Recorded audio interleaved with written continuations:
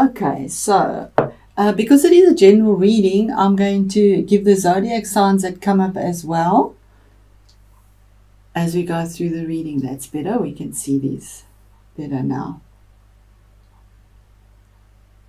Okay, you start off with the card of victory, the 6.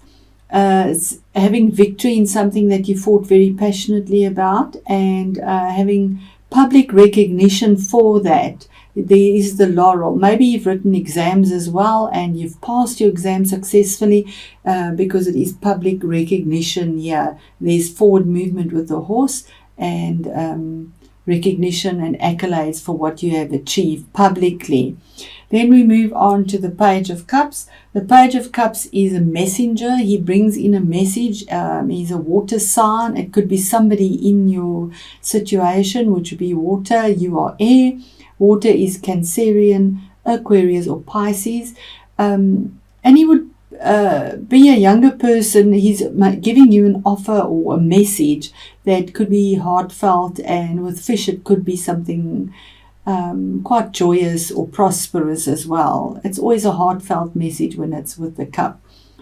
The center, your main feature card here is the world, and the world is 21-3. It's the last major arcana card in the deck, saying that you've come full circle from 0 to hero, basically, because this is victory and celebration after a long struggle.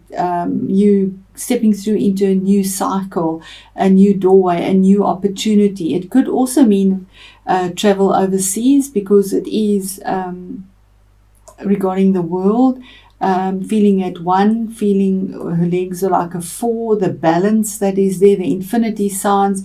You've reaped what you've sown, and it's just a victory, feeling on top of the world. Then we move on to the victory is in your finances, your retirement. Possibly you've retired, maybe you've inherited, or a legacy, or you're leaving a legacy, or something to take care of family and even the pets. There's enough here. There's the tree of life here once again. And 10 is the culmination of all this victory. So there's something that's very prosperous here for you that is coming through. And with this grounded earthy energy, it's saying that there's longevity in this as well. And you have enough to take care of the family and families thereafter. It's a legacy as well. Then we have the 8 of Cups. And the 8 of Cups is you walking away from something that is a legacy possibly, or to do with retirement. But there's walking away from something that it's an 8 of Cups. So it took a long time to get to this point, but emotionally something is not fulfilling you. And you've made this decision, which doesn't come easy, to turn your back on what you have, which is a lot, and to walk away towards the future mountains and take up that challenge, because you know that something is hidden, there's still something not fulfilling you emotionally, and you decide to do the move, the walk away. We'll see as we go in how this plays out. Then here's 7. 7s are choices, decisions, and you can see this is quite a sneaky energy. It could be your own energy as well, picking up something that's not yours, sneaking off with it. It could be intellectual theft. It's cerebral because it's swords, so something that's said, or it's known as a card of theft as well. It could also be, because it's cerebral, thoughts and speech and contracts, and it could be a warning to be careful that something of yours might be stolen. So maybe guard what you have as well. But it could also be thinking in an alternative way, something that nobody expects you to do, and then sneaking off with the loot, basically, because you made this choice that's totally out of character and nobody expected this from you.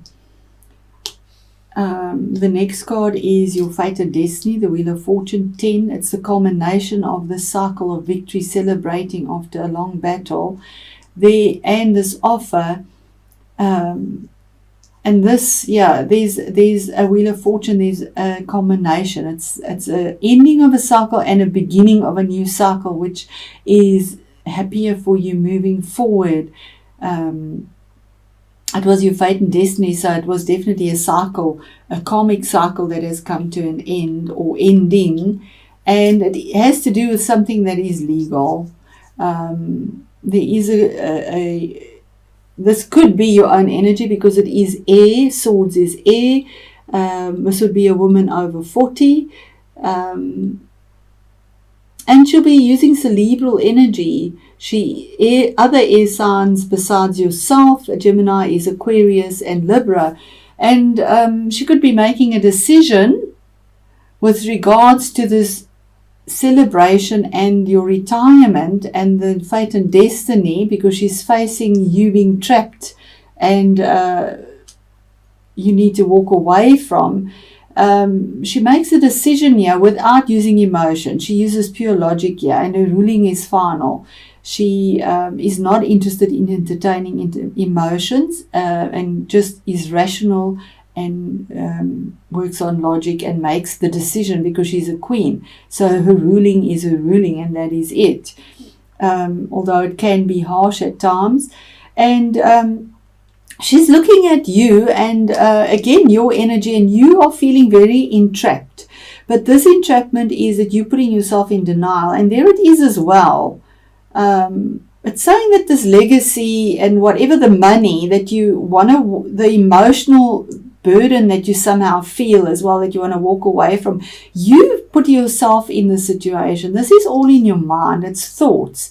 And you can step out of this as easily as you got into it.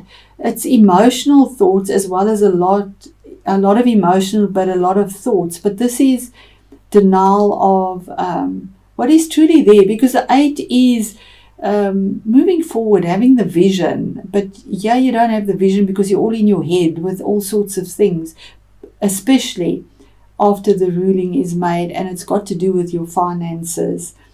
Then we have the next card here, after your decision possibly made, or a theft or something, and this fate and destiny card that's come up, saying that you need to take a rest. It's your energy as well. It's a sword's energy. You need to rest. It's card number 4, saying that it's not healthy to be in your head all the time, especially after this card. Yeah, you need to rest. Lay your sword down. And because those 3 are pointing at you as well, and you can do yourself a disservice. So yes, you need to take a break, a holiday, lay your swords down, rest, think about what you're doing, and move forward there. I just want to get this call. It stopped. Then the next card is the Knight of Rods. Sorry, let me just end this, yeah? Sorry about that, Gemini. This is the Knight of Wands. Now, this is fire energy. It could be somebody in that you know, and fire would be Leo, Aries, or Sagittarius. This Knights always go out for a quest or to go and conquer something, get something, and the Knight is facing this King of Wands, because there is a King of Wands here as well. So the King is facing you resting, and the Knight is facing the King. So there's fast movement forward within, because fire energy is action. It's forward movement, and this is the fastest Knight. So there is movement here and there's action. Once you lay your swords down, there's a ruling, because he's a king. Like a queen, they make rulings, but he's authoritative, and this king doesn't delegate. He gets up and he does it. He's action-packed. He gets into the nitty-gritties himself, and he has wisdom, because he has this little, and they're all over their little lizardy thing here. So there's fast action movement forward. with a decision or a ruling. And yes, absolutely, you feel that this is completely chaotic for you, rushing in a chaotic manner. This Knight here again is your energy, rushing in. And you can see it's jagged cards. It is a warning saying that check your facts before you rush in. Don't just rush in, because sometimes that chaos isn't there and you defended. You got your sword up, ready to defend what you believe in, what you want to conquer as a Knight. So, and it is about pettiness, actually. Pettiness, arguing, competition, jealousy, going round and round in circles and not actually getting any resolution, because there's this discord with so much energy that goes into it. And the Knight is also leaving that towards it when you rest. He's leaving this emotion, and the action for this pettiness is also fast moving. Because at the end of the day, the outcome is Aries, the card of Aries, and it is the Emperor as well. As a zodiac, it's Aries. But as an outcome card, it is the Emperor. He rules an empire, not just a kingdom like a king. He's a man in high esteem, authority, a magistrate, somebody in uniform, somebody that is over everyone. He has a bigger group of people to look after. He makes his decision is final. There's no going back in it. It could be assertive, fiery, stubborn, calculated, but takes care of everyone around him as well in a very fair, passionate way, and also defends it because he has armor, defends it. And he has his Ankhya, which is a wisdom that he has from the ages. So with that movement forward. So there is manifestation here for you, Gemini, and there is victory for you. Victory for you if you do something that is not expected of you. If you just change the way you are, take the break, move away from the chaos, you have stability, because he brings stability as well. Walking away, if you don't walk away from this that is in your life with regards to finances, and you keep yourself entrapped continuously, there's going to be fast movement with this, and it's going to cause a lot of competition and arguments in a fiery way, and a ruling is going to be made. So, you can have victory. There is fate and destiny for you, and there is stability offered for you.